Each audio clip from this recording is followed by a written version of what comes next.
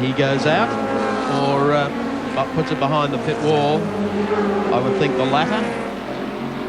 In fact, that is correct. So the two BMW M3s of Jim Richards in 1, and of course Neil Crompton in number 7 come down the back straight here at Amaroo Park.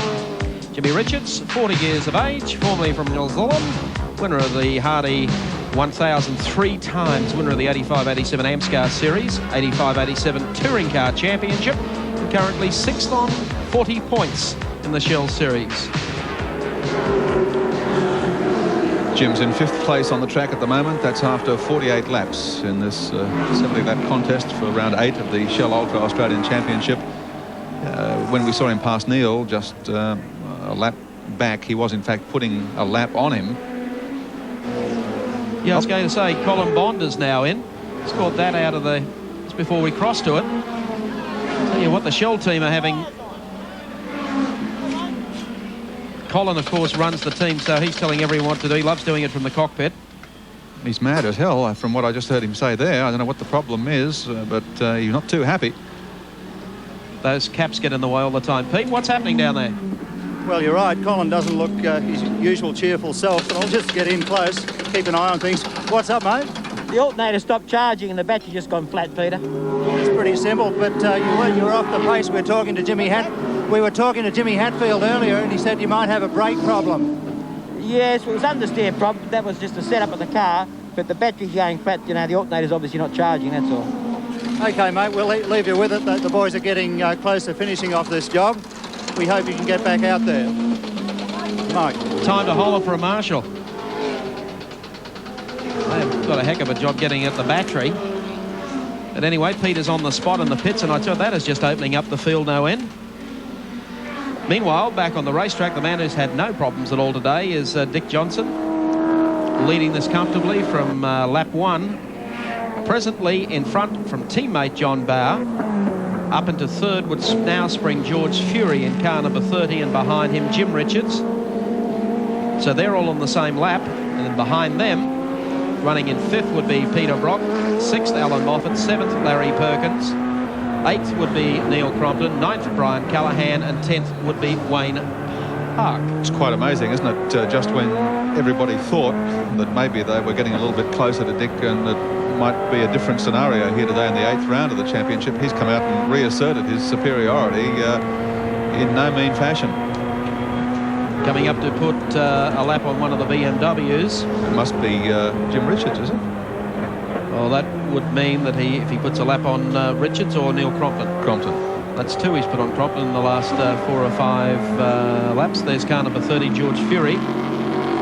20 laps remaining. 20 laps remaining. It's enough time for Dick to lap the field again, isn't it? You might be right. It's still not a bad effort from George Fury, despite poor qualifying yesterday. Gap from Johnson back to John Bauer is 6.1 seconds, so that's been fairly constant all afternoon. Mid-6 range to 7. Then, of course, the gap back to George Fury is only a mild 35.6 seconds. Well, obviously, John Bauer's job is to ride shotgun. Larry Perkins. Well, he's been conspicuous by his absence for the telecast so far this afternoon. Trying to manhandle the Commodore around here. Did a fair job of it in qualifying. He's in 7th position at the moment. Qualified 11th. From Le Mans to Amaroo. 4th place finish in the 24-hour race last weekend with Tom Walkingshaw's Castrol Jaguar team. A man for all seasons, Larry Perkins. Which I hope it won't be long before the GM homologation program gets up and running and we see those new Commodores on the racetrack. Colin Bond. After a long pit stop, which put paid to any chance he had of finishing in the placings and improving his points position. Of course, he was in 3rd spot overall in the 88 Shell Championship. Yeah, particularly after winning the Park Royal pole and NEC points yesterday in qualifying. I suppose the odds were against him actually winning the race. Only one driver has ever won a round of the Touring Car Championship off pole position here at Amaroo. That was Alan Moffat. That's correct. And Bond back on the track in 15th position. He lost 4 laps in the pits. There's Terry Finnegan, one of the guys that we see running just at Amaroo Park Raceway in Oran Park. Just ahead of him, Wayne Park, another of the local Sydney Commodore drivers, 2 guys with a ton of talent. Terry driving for Suttons. Wayne Park, I thought, has been very good here in the Amscar series, along with Trevor Ashby and Brian Callahan. They are 4 very consistent Commodore runners. They're sponsored by Hardy Pope. They do have connections. They move on to the back straight. And it's Terry's having a bit of a job here, trying to get past Wayne Park. And just off the curb as well. They're having their own private battle. Gerald Kay continues with them, and the man that has a lot to do is Colin Bond. But at the moment on our Castrol scoreboard, Dick Johnson is still the race leader by a wide margin over John Bowe. 3rd is George Fury, 5th is John Richards, and 6th is Brocky.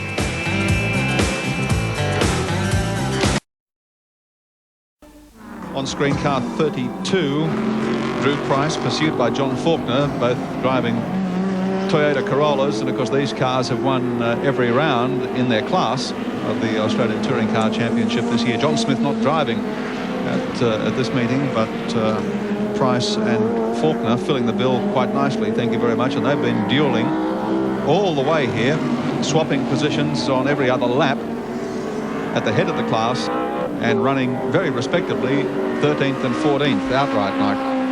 13th and 14th, correct. Drew Price back ahead now of John as they head up the hill. You don't get that much time, obviously, when the racing is very tight in races, to go back and show the baby car class that has been dominated totally by Toyota. Which is a shame in a lot of instances, because these guys have some great scraps among themselves that can provide enormously absorbing motor racing. Do better if they had another 27 Toyota Corollas too, I'll tell you. But they're superbly prepared. They come out to win, and they do that at every round. You can't ask for much better than that. Drew Price, John Faulkner doing it well for Toyota here today at Amaroo Park Raceway, as Tricky Dicky slips in between them, down on the inside, puts another lap on them, and John Bowe closing up behind Dick as rear gunner moves in the closing stages of the 8th round of the touring car title from Amaroo Park. We take race cam now with Dick. Bit cooler out there now, pal. Yeah, mate. How you doing? Just fine, just fine. I noticed John Bowe just moving in to settle in behind you. This is not another form finish, is it? Well, I'm not terribly worried about John Bowe right at this point in time, mate. I'm just sort of cruising at the moment and trying to keep my tyres on it, because naturally that's the worst part, and that corner there is the worst corner to bugger your tyres up. So it's just a matter of keeping everything straight. You're breaking up a little. You sound like Mr. Okimura being called at the beach. You could say that. But I tell you what, it's getting damn hot in here, mate. I don't know what your commentary box is like, but I bet it's not like this. Oh, it's frightful in here. We're just working up a lather. Yeah, under air-conditioned comfort. Mate, everyone will be asking across Australia, and everyone that pulls each of our commentary team up says, what has Dick Johnson got on every other Sierra driver? Can you explain why? Sure can. Don't tell me talent. Well, we've probably got the best team in this country, bar none. We've got a fantastic team manager in Neil Lowe, and all the boys that he's recruited over the past 12 or 18 months are just top-class guys, and the whole system's just been working good for us, and we keep trying things. We do different things, like we haven't changed the spec of the car since the beginning of the Touring Car Championship, but we're right at this moment, our engine builders at home, doing a bit of development work just in case we need a bit more power for the endurance races. Well, I reckon Gilly and the kids would be proud of you, as well as all those Queensland Motorsports followers. You've done a great job this year. Yeah, you're not wrong. Actually, this thing's just gone dead on me, you wouldn't believe, would you? No, I think it's just unfair they're going to put a ton of concrete in the back of your two cars for Bathurst, though. Mate, yeah, it's just dropped a Kilner, Mike. I'm not joking. Listen to it. Oh, dearie me. Can you coast home from there? I don't know. We're just going to have a go, aren't we? All right, we'll come back to you shortly. Let you get on with your problems. Well, that was the kiss of death as Dick Johnson has lost a cylinder. Down one cylinder on the Cosworth. Yes, and very, very flat indeed. There's Jill Johnson, who does all the lap scoring and timing for Dick. Now, an interesting situation. Look at John Bowe. Bowe has moved up. Now, John Bowe, keep in mind, is the only driver who can beat Dick Johnson for the championship. Yeah, but Dick would have to finish out of the top 10 here this afternoon. That's right. Dick has really got to pull out for that to happen. I'm quite sure that Dick Johnson doesn't want to do any of that. He'll get out and push if he has to, don't you worry. Now, seeing that they've built up such a big lead with about 8 laps to go, it's most interesting whether or not they've given John Bowe the signal to go for it. I thought he might have been more used to sit behind and just protect Dick's rear for a few more laps. Well, keeping in mind the man running third on the road at the moment is George Fury, and he's 40 seconds back behind the 2 Sierras. That's 5 seconds a lap, isn't it? That's pretty hard to see him making up that kind of margin. There's John Bowe, who's taken over the race lead in the number 18 Sierra. Dick getting a signal about how far Fury is back behind him. The car does not sound well at all. And scouring around looking for George Fury and how far visually he is behind. It's a fair way. 2/3 of a lap. Yep. So I really can't see him making that much of an impression unless Dick slows further dramatically. But, well, wouldn't that rot your socks, as they say? He really was cruising along in front, Dick. As you can see from the race cam pictures, even when he's out in front, highballing along at fantastic speeds and streeting his rivals, he still has gives the outward appearance of being cool, calm, collected and totally relaxed behind the wheel. And he sounds that way when he chats to us as well. There's no doubt about the 17. We can put the muckers on anyone, Wilco. Dick, why have you got the best car? Why have you got a super team? He starts to explain and the thing drops a cylinder. There's George Fury, 40+ seconds back behind Dick Johnson. And he knows that Johnson has slowed dramatically and now does not have the lead any longer. So he'll be driving like Fury, as they say. Oh, right by George. To the late corner, Larry Perkins, who has been in and out of the pits earlier for tyres. About to be gathered in by George Fury, running third in today's 8th round of the Shell Series from Sydney's Amaroo Park Raceway. An old saying that everyone harks back to in motorsport, it's never over until the checkered flag falls. It sounds like an active expression, but how true it is. Johnson leading it comfortably in front. Chance to wrap up the series this afternoon. And he's battling on now, 1 cylinder down with 5 laps remaining. Still doing a great job to try and make it to the post. A great debut by the George Fury Nissan machine. Let's check them for you. John Bowe is the race leader. Teammate Dick Johnson runs in second. George Fury is third. Jimmy Richards is fourth. And Peter Brock runs in fifth.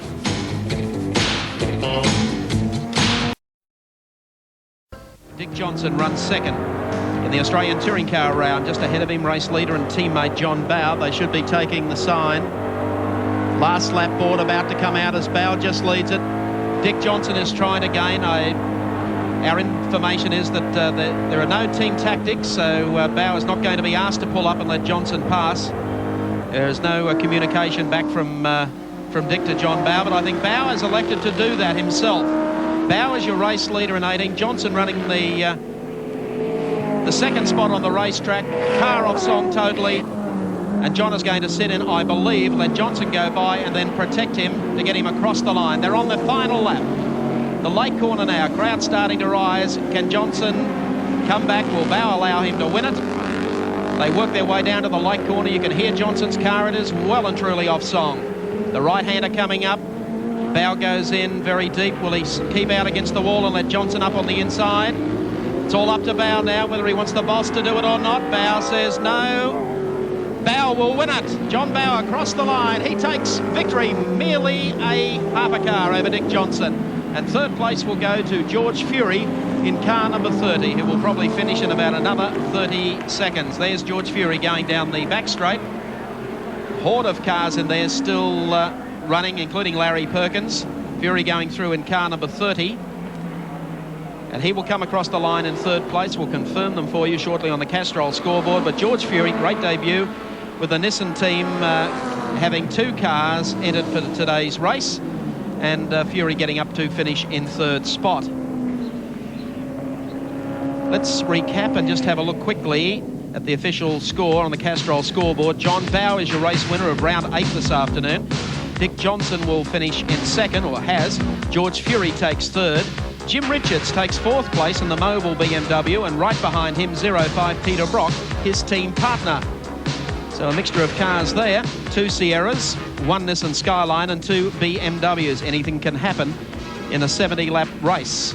We've got a lot of motorsport coming up on Channel 7 in the next few weeks. Let's take a look at what it's all about. If lack of motorsport has you going around in circles, well, don't despair. 7 has the big ones covered. Our next trackside visit will be July 17 at Sydney's Oran Park Raceway for the grand final of the Shell Australian Championship. The Narellan layout always delivers a surprise or two. Remember last year's knockdown drag-out finale between Jimmy Richards and Glenn Seaton. We'll bring you the highlights from next Sunday's Goodyear 200 Oscar Classic at Calder Park Thunderdome as the oval track thrills come thick and fast. Our cameras will also be out and about to capture round 3 of the World Superbike Championships from Austria when the Oz squad of Phyllis Hamble and Dowson cut loose. We'll also have the 500 action from Assen and Spa, and the NASCAR boys will deliver their best from the Pepsi Firecracker 400 at Daytona.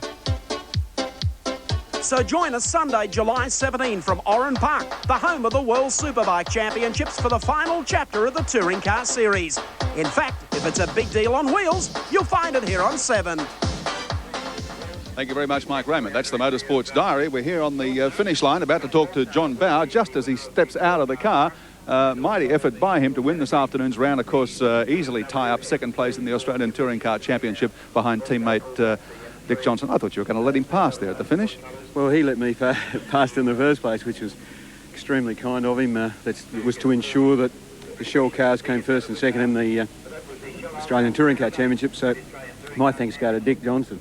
Certainly been a dominant season for both of you, I guess. Well, it has. You know, it's all due to the work put in by Neil Lowe and the guys, and the support, obviously, of Shell, and it's, you know, it's tremendous. It really is great. Well, fantastic. Good to see you get the checkered flag. Thanks, Wilco. Where's Dick? Where is he? I just want to have a quick word with him before we go, because our telecast time is about up. Bad luck, old buddy, but I think that basically wraps up the series for you. We were just talking to you, and you were saying what a great job the team had done and how well the car was going. We put the mockers on you well and truly. Oh, not really, mate. You know, they're those things that happen, but these things are good enough. They still win races on 2 cylinders, don't they? Well, there's still one round to come at Oran Park, and although the championship is yours, I guess you've still got a lot of prestige riding on the final round. Sure, mate. We're out to win the races as they come, you know, not just to win a championship. Sure, it's great to win a championship, but we take each race as it comes, and we try as hard as we possibly can at each event, and that's just exactly what we did today. The Shell team, 1-2 again, but John Bow taking the checkered flag in this 8th round of the Australian Touring Car Championship. See you for the final round.